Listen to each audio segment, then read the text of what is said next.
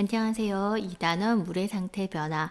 오늘은 지금까지 배운 물의 상태 변화 개념을 정리하고 실험 관찰 문제를 해결해서 이번 단원을 마무리해 보도록 하겠습니다. 교과서는 52쪽부터 53쪽, 실험 관찰은 26쪽부터 29쪽입니다. 다른 과학 시간도 다 마찬가지겠지만 이번 시간에는 교과서랑 실험 관찰을 모두 동시에 같이 펴놔야 돼요. 교과서는 52쪽과 53쪽 이렇게 딱 펴두세요. 그리고 실험 관찰 역시 26쪽과 27쪽을 딱 펴두기 바랍니다. 자, 이 상태에서 여러분 교과서를 아래에 두고요. 자, 실험 관찰을 여기 바로 옆에다 이제 올려두고 이제 같이 보도록 하겠습니다. 여기는 교과서, 그 반대편은 지금 실험 관찰을 지금 올려놓은 상태예요. 자, 그러면은 교과서 내용을 먼저 보도록 하겠습니다. 물이 얼 때나 얼음이 녹을 때 어떤 변화가 있을까? 물이 얼면 부피는 늘어나요. 근데 얼음이 녹으면서 부피는 어때요? 줄어든다예요. 그럼 얘는 무슨 변화일까요? 부피 변화예요. 아래쪽을 봤더니 물이 얼면 무게는 변하지 않고 얼음이 녹아도 무게는 변화가 없습니다. 즉 물이 얼거나 얼음이 녹으면 부피는 변하지만 뭐는 변화가 없다? 무게는 변하지 않는다라는 걸 우리가 알 수 있습니다. 그럼 실험 관찰 내용을 한번 정리해 볼까요? 물이 얼거나 얼음이 녹을 때의 변화. 첫 번째, 부피 변화와 무슨 변화가 있었어요? 무게 변화가 있었어요. 근데 부피 변화는 어떻다? 물이 얼면 부피는 늘어나고 얼음이 녹으면 부피는 줄어든다. 그렇지만 무게 변화는 어떻다? 둘 다 변하지 않는다라는 거예요. 그럼 이제 두 번째, 물이 증발할 때와 끓을 때 어떤 차이가 있을까? 어떤 변화가 있을까? 자, 증발과 끓음을 다른 점을 우리가 알아봤는데요. 둘 다 일단 공통점은 뭐예요? 물이 수증기로 상태가 변한다는 걸 알 수 있는데요. 차이점이 있습니다. 증발은 어디에서만? 물 표면에서 물이 수증기로 상태가 변하는 거였죠. 근데 끓음은 어때요? 물 표면뿐만 아니라 어디에서도 물 속에서도 수증기 상태로 변하는 거고요. 그래서 증발이 아무래도 천천히 줄어드는데 반해 끓음은 증발할 때보다는 조금 더 빠르게 줄어든다는 것을 우리가 학습을 하였습니다. 증발의 예로는 과일이 마르거나 빨래가 마르는 것, 그냥 두기 때문이죠. 끓임 같은 경우는 국을 끓이거나 찬물을 끓이는 것, 이렇게 끓는다고 표현을 합니다. 이처럼 물이 증발하거나 끓으면 수증기로 변해 공기 중으로 흩어진다라는 걸 알 수가 있었습니다. 자, 이 내용을 토대로 실험 관찰로 다시 돌아와 볼까요? 물이 수증기가 되는 상태 변화에 대해서 한번 알아보겠습니다. 어떤 게 있었죠? 처음에 증발이 있었어요. 또 하나는 뭐예요? 맞아요. 끓음이 있었어요. 자, 그럼 여러분 이제 붙임딱지를 이용해 볼 차례인데요. 증발은 뭐예요? 과일 말리는 모습. 끓음은 뭘까요? 자, 끓음 전에 이제 증발에 대한 설명부터 먼저 다 쓰고 가볼까요? 액체인 물은 표면에서 기체인 수증기로 상태가 변한다. 이와 같은 현상을 증발이라고 하는데 증발할 때는 물의 양이 매우 천천히 줄어든다라는 것을 알 수가 있습니다. 끓음은 과일을 말리는 게 아니라 뭘 끓이는 거죠? 그죠? 뭐 물을 끓이거나 국을 끓이거나 이런 여러 가지인데 이처럼 물을 가열하면 물 표면뿐만 아니라 물 속에서도 물이 수증기로 상태가 변한다. 이와 같은 현상을 끓음이라고 합니다. 증발할 때보다 물의 양이 빠르게 줄어든다라는 것도 우리는 이미 잘 학습했고 이번 시간에도 과학책을 통해서 정리를 해보았습니다. 자, 그럼 지금부터는 영상을 좀 잠깐 멈추고 선생님이 실험 관찰에 알려준 내용을 정리해 보도록 하겠습니다.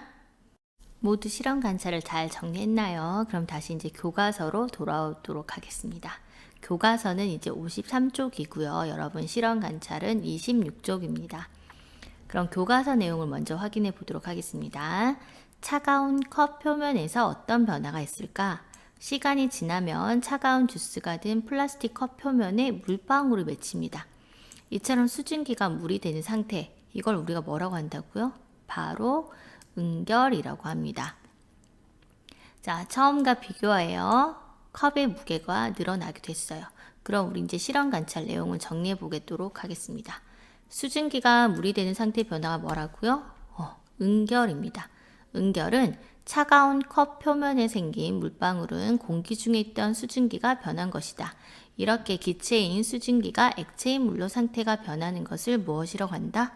응결이라고 합니다. 여러분 그럼 붙임딱지 이용해서 응결이 우리 주변에서 일어난 예를 한번 찾아보도록 하겠습니다. 붙임딱지 이렇게 두 개가 있었죠. 냄비 뚜껑 안쪽에 물방울이 맺히거나 맑은 날 아침 거미줄에 물방울이 맺히거나 또 우리 수업 때는 뭐 했어요? 기상현상이 있었죠. 안개가 끼거나 이슬이 생기거나 구름이 생긴 것도 다 수증기가 물이 되는 상태 변화를 이용해서 일어난 현상이라는 걸 여러분이 학습하였습니다. 그럼 이제 마지막이에요. 우리 생활에서 물의 상태가 변하는 예는 어떤 것들이 있을까? 물이 얼음이 되는 상태 변화 예가 있고요. 물이 수증기가 되는 상태 변화 예가 있었어요. 그래서 예를 보면 얼음 작품을 만들거나 스키장에서 인공눈을 만들거나 이건 물이 얼음이 되는 거죠. 물이 수증기가 되는 거는 음식을 찌거나 스팀 다리미로 다림질할 때 이용한다라는 것. 여러분이 알 수가 있었을 거예요. 그럼 이걸 토대로 실험 관찰 26쪽으로 돌아와서 정리를 한번 해보겠습니다. 우리 생활에서 찾을 수 있는 물의 상태 변화는 몇 가지가 있어요. 두 가지가 있었어요. 바로 물이 얼음이 되는 상태 변화와 또 물이 뭐가 되는, 물이 수증기가 되는 상태 변화가 있었습니다. 그 예로는 여러분 이제 붙임딱지가 4개가 있죠. 여러분 이제 붙임딱지 한번 해결해 볼까요?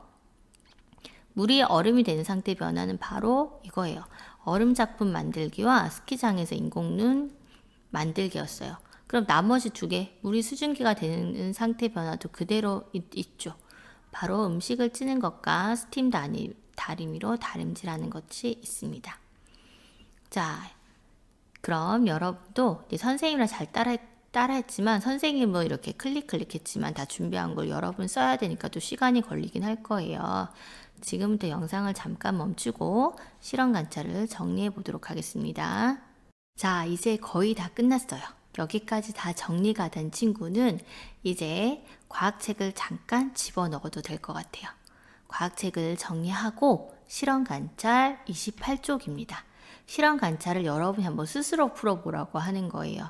자, 1번, 2번, 3번 문제만 잠깐 해결해 보도록 하겠습니다.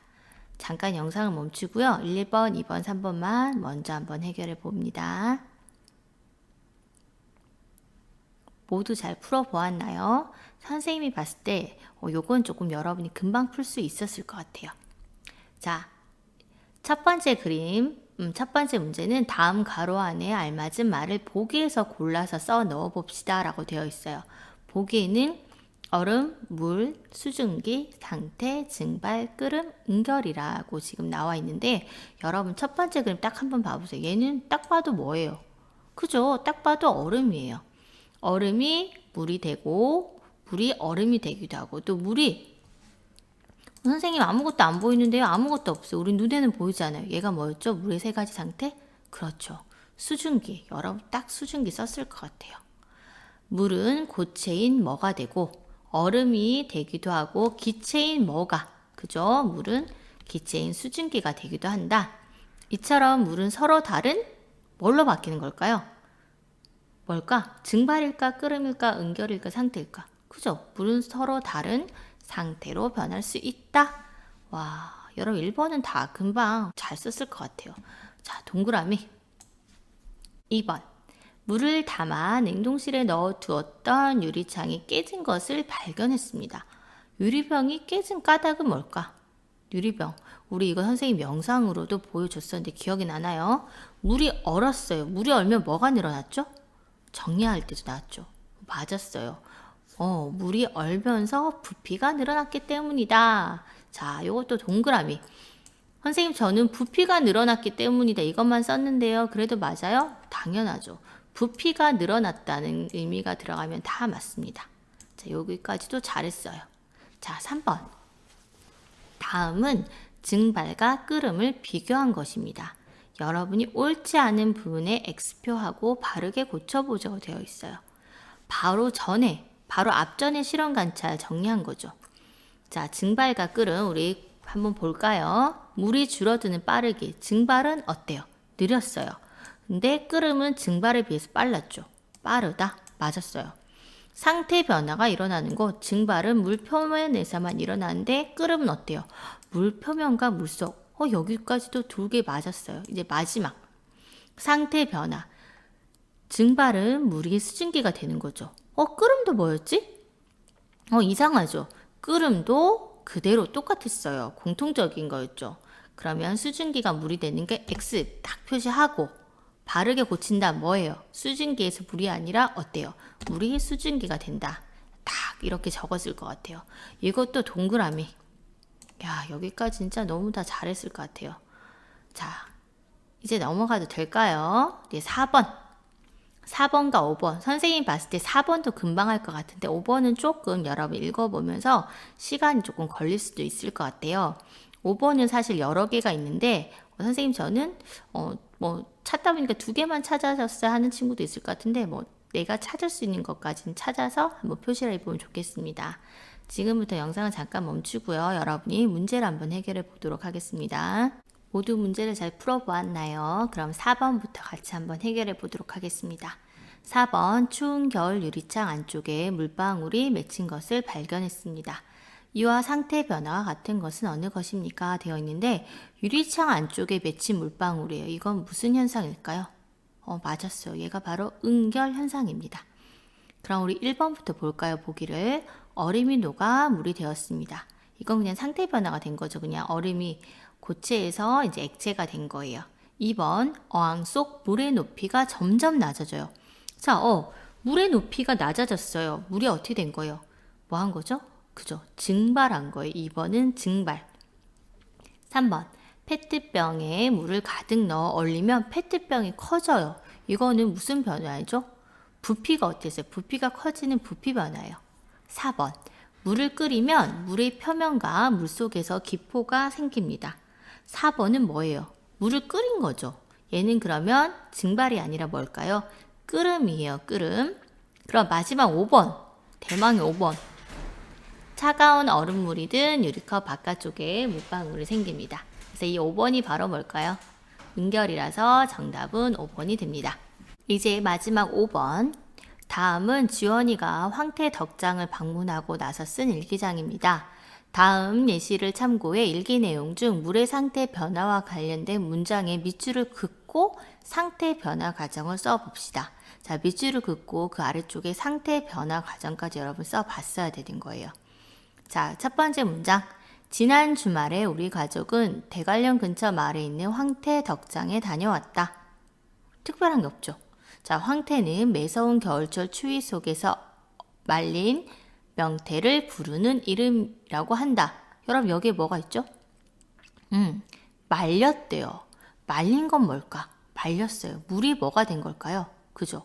물이 수증기로 된 걸 말렸다고 표현합니다. 겨울밤이면 이곳은 매우 추워서 영하 10도 이하로 기온이 내려가 명태가 순식간에 얼어붙는다. 순식간에 얼어붙는 건 뭐예요? 물이 얼음으로 되었다. 요거죠. 반대로 낮이 되면 얼어붙었던 명태가 따스한 햇볕에 녹는다. 여기도 하나 있어요. 뭐죠? 얼어붙었던 명태가 따스한 햇볕에 녹는데요. 자, 얼었다가 녹았어요. 이건 뭐예요?